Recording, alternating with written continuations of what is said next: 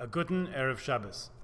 Ma inyan Shemitah etzel Har Sinai. What on earth does Shemitah have to do with Mount Sinai? One of the most famous and often quoted Rashis in Chumash is this one. Whenever someone mentions two things that don't seem to go together, the common rejoinder is Ma inyan Shemitah, or colloquially, what's that got to do with anything? Shemitah, of course, is the sabbatical year. The mitzvah is that every seventh year, the land of Israel is to lie fallow. We don't plant it, we don't work it or harvest from it. It's a Shabbat for the land.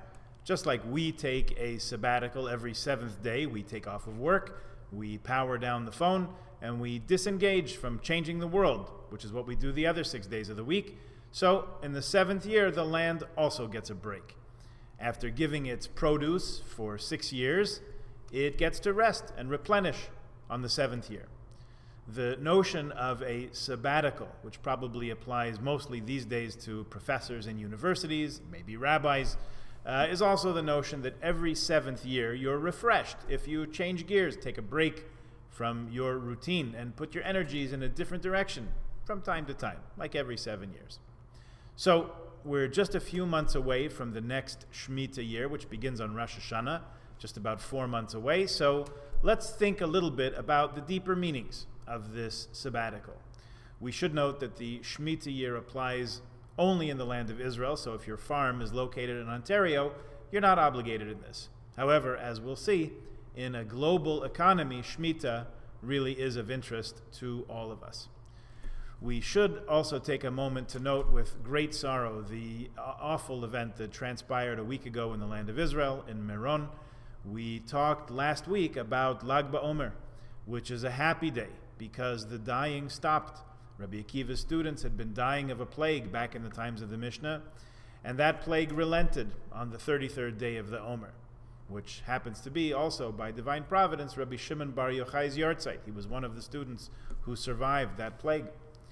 And hundreds of thousands go to Meron every year to visit his burial place on his yahrzeit.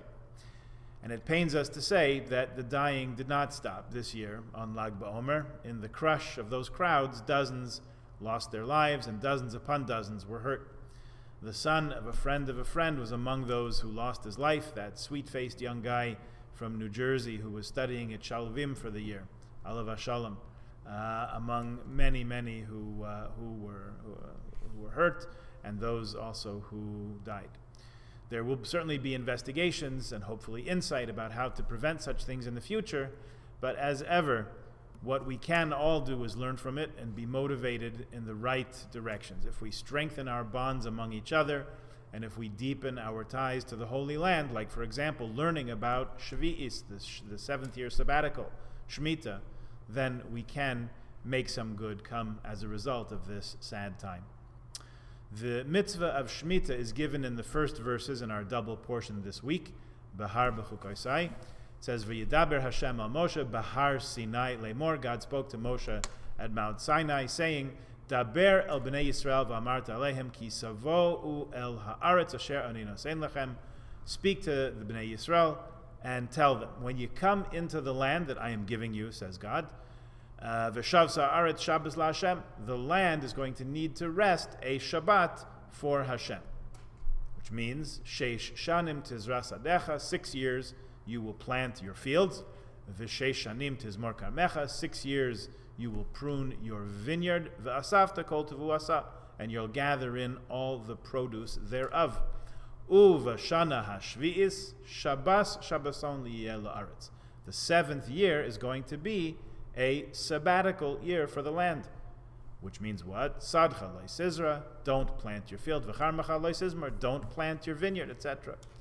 These verses that we're mentioning here seem to make it clear that this mitzvah of Shemitah, or observing the sabbatical year, applies in the land of Israel itself. The poskim, the halachic authorities, make this clear over the ages.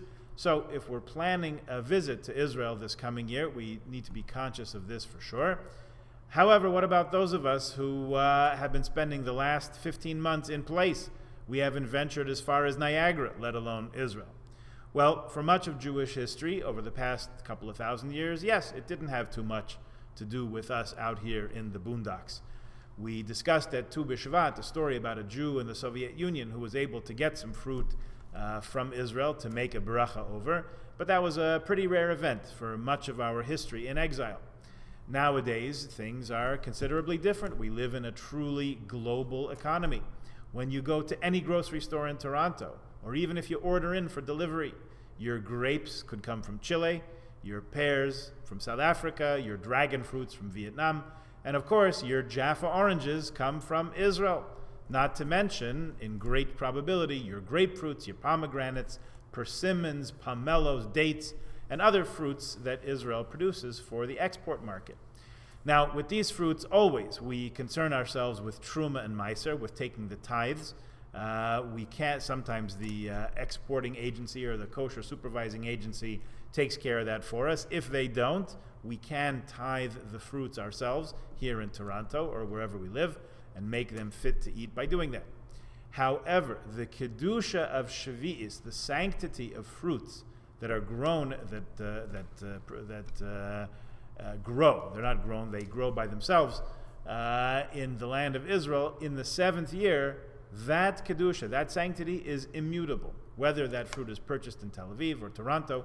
So starting next year and for some time after, we have to be very careful to buy Israeli produce, yes, and wine too, from the year 5782, that is produced under kosher supervision, so we don't, God forbid, come into conflict with this Torah commandment to give the land of Israel its Shabbos once every 7 years.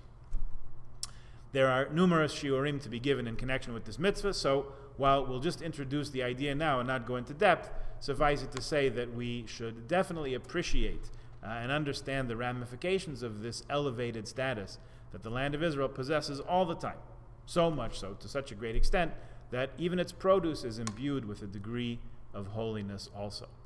Just to give a few examples, in Israel itself, farmers will not only refrain from working the land, which will necessitate support from Jews in Israel and around the world to enable them to have a livelihood while observing this mitzvah. Hopefully we here at Kilachari Torah will have a share in that. There are toledos, or extensions of the allowance for the land to rest, such that people will not even fertilize the land in Israel. They won't even clear away stones embedded in the ground, because that itself is a sort of a preparation for plowing. They won't prune the trees. They won't even wrap the branches or trunks with cloth to protect them from extreme weather, like we so often do here. You see out back of the shul that our landscapers even wrap or sometimes remove our trees around the building to protect them from the harsh winter. There's a further caution that's observed in Israel, not even to plant some things in some way 44 days before Rosh Hashanah, so from Tu B'Av onwards, the middle of Av, 6 weeks before the Shemitah year even starts on the 1st of Tishrei, so that those plantings that were planted in that time period don't take root and sprout in the Shemitah year. Again, we're talking about the application to Israel. Outside of Israel, there's a prohibition of taking fruits of the Shemitah year from Israel to a place, Chutz La'aretz, outside of the land of Israel. The Chazon Ish writes that you're allowed to take it with you if it's Tzeidah L'derech, food to eat on your travels, but commercial export is not allowed, not supposed to happen. Rav Wozner writes that even that is allowed only in extenuating circumstances, so the solution is to take non-Shemitah produce with you when you travel. So Israeli produce, wine, and all such products all require this extra level of awareness. Now, various agencies use various mechanisms to allow food to become usable. The most well-known is the Heter Mechira, developed 130 years ago in the Shemitah year of 1888, which involves selling the farmland to non-Jews for the duration of the Shemitah year. Non-Jews obviously are not obligated in the mitzvahs, so a Muslim or a Christian farmer does not have any obligation to refrain from working the land whenever she wants. She can sell the produce from the farm, and we don't consider it to have that kedusha of the Shemitah year. It is, however, the other side of the coin is that it's a problem to sell the land of Israel to non-Jews. Hashem gave us a present, and we would turn around and resell it.